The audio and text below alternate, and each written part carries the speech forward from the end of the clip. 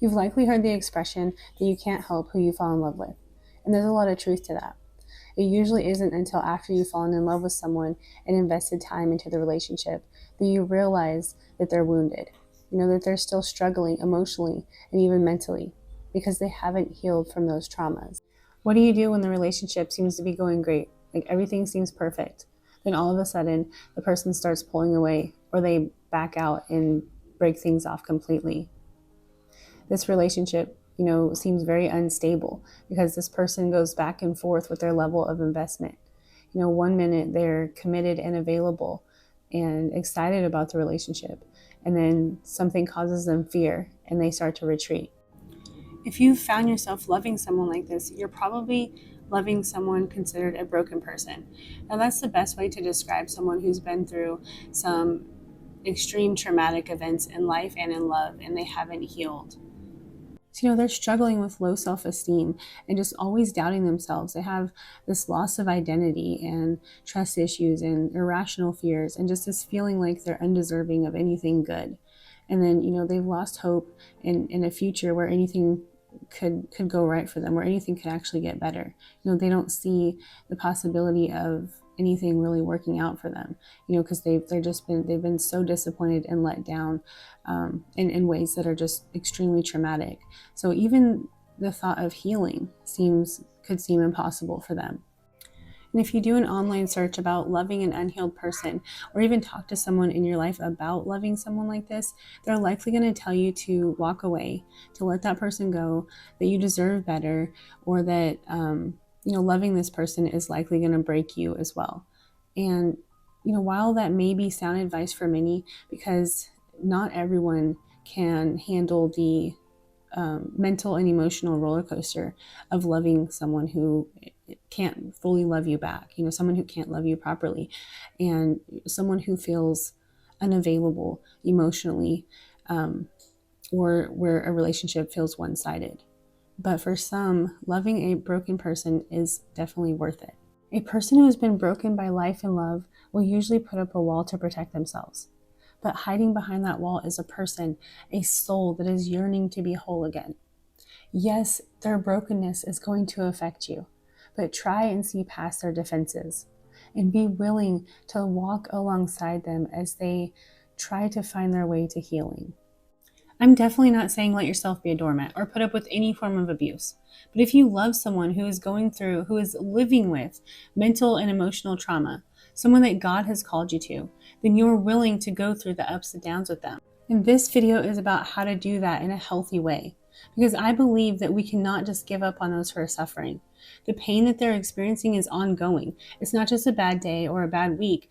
It's something that they have to live with, that they've lived with since those traumas have happened.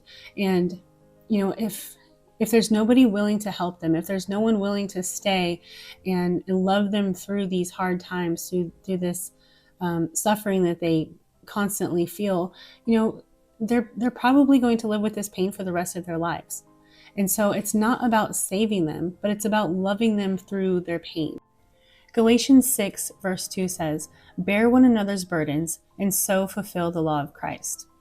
For those who are wounded, just a simple act of kindness and empathy can make all the difference to them. So many people are quick to walk away and throw in the towel when things seems to get rough, when it looks like this thing might be impossible. But really, there are some things that are worth fighting for. God is love, and as He is, so also are we to be in this world. And the Lord doesn't give up on loving us just because we aren't yet capable of loving Him back. So we shouldn't give up on those either.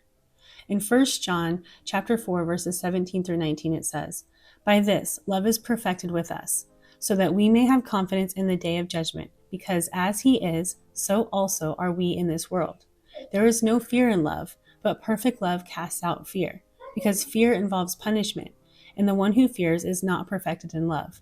We love because He first loved us." But the part I want to emphasize is that we need to be certain that this person is someone God has called us to, because otherwise you'll be standing for and fighting for someone who is not meant for you to do so. And you will cause yourself so much unnecessary suffering, trauma, and maybe even become broken yourself as a result of having to endure these types of things. because this is not, it's not going to be easy. If you want to, if you're going to partner with God and loving an unhealed person, you need to make that commitment before there's ever a commitment with this person, because this is not going to be easy. Like I said, this is something that you have to decide you're going to do, and then you just do it. It will cause this person more harm than good for you to be halfway in, or to just help out a little bit and then you just give up on them like everyone else would have. So you have to be strong. You have to be healed and strong in your own emotions so that you can be able to handle the many ups and downs of loving someone in this state. So how do you love an unhealed person? With great care and compassion. So as painful as it is to see your loved one hurting and struggling, we have to remember that we can't fix them. It's not our job to fix them. We really can't do it anyways. It is the Lord who heals the brokenhearted and binds up their wounds. That's Psalm 147:3. Love them just as they are and show them that you care for them unconditionally. It takes courage and humility to look at yourself and see the things that need changed, to see that you need healing in the first place. So this person should be able to recognize their brokenness, and then, they should desire to be healed. And maybe with some encouragement or a little nudge in that direction, they should want to, or be trying to, they should desire to actively seek that healing for themselves. And have realistic expectations. Both of you should know what to expect from the relationship so that you can avoid any disappointments. Know the limitations of your person and what they can provide for you in this broken state, because something you may desire or something you want just might not be what they're able to give you right now. So try not to take anything too personally as well, knowing that about them. Set boundaries and things regarding communication and respect, and how you're talked to and how you're treated, and the things that you will and will not tolerate, because you need to take these steps to protect your peace and your mental health as well. In 1 Corinthians chapter 13, verses 4-8, love is patient, love is kind. It does not envy, it does not boast. It is not proud, it is not rude, it is not self-seeking. It is not easily angered, and it keeps no accounts of wrongs. Love takes no pleasure in evil, but rejoices in the truth. It bears all things, believes all things, hopes all things, endures all things. Love never fails. You must have patience and grace for this person, because this healing process, the healing journey, is not easy, and it's definitely not quick. It could take a while. And so that's why I say that we need to be committed to this person and this process before we even get started, because there are going to be times that you're going to want to give up. This whole thing is going to test your limits. It's going to test you and stretch you emotionally and mentally, physically and spiritually, in all the ways. So just keep that in mind. Like, have patience, practice patience and grace, because they're definitely going to need it. And then, sometimes people who are hurting and experiencing emotional trauma and pain, sometimes they just need to be alone, and they need to have time to process their feelings and their emotions, their thoughts. And so if they need to go away on their own, don't take it personally. Give them the space that they need and let them have that time alone, but then be there for them when they need someone, when they're ready to open up. You just be available, and then just listen to what they need to say, and practice active listening so that you can truly hear what they say without judging them. They can feel safe to come and talk to you and open up to you. It also helps to consistently express your love and commitment to them, because they're likely struggling with fears of abandonment and betrayal also. And so to help ease their doubts and their anxieties about these things, just try to be more vocal, affirming your love for them and your care, and that you're committed to them, to helping them, to standing by their side. And then also don't forget about the physical affections you can show them. A hug goes a long way, and just the little things you can do to reaffirm them, to help them to feel more secure in the relationship, and secure and being able to trust you and open up to you. And always be open and honest. Have those hard conversations, because keeping the trust in this relationship is especially important to their healing. They have a hard time trusting people and opening up because of the fear of being hurt again. And it's something that they cannot ever allow themselves to get to experience again. So they will do anything they can to keep from having to go through that. So you being consistently honest with them, even in the small things, will show them that they can trust you. People who have been deeply hurt fear intimacy and being vulnerable. They don't really know how to do that anymore. So take the initiative and be vulnerable. Share things about yourself that you normally wouldn't share with other people. Show them that you are a safe place to confide in, so that you know that you're not going to judge them, or you're not going to run away when they share their heart with you. And because they may have experienced years of trauma, abuse, or neglect, you know, their self-esteem, their sense of worth, and their ability to see their value is severely compromised.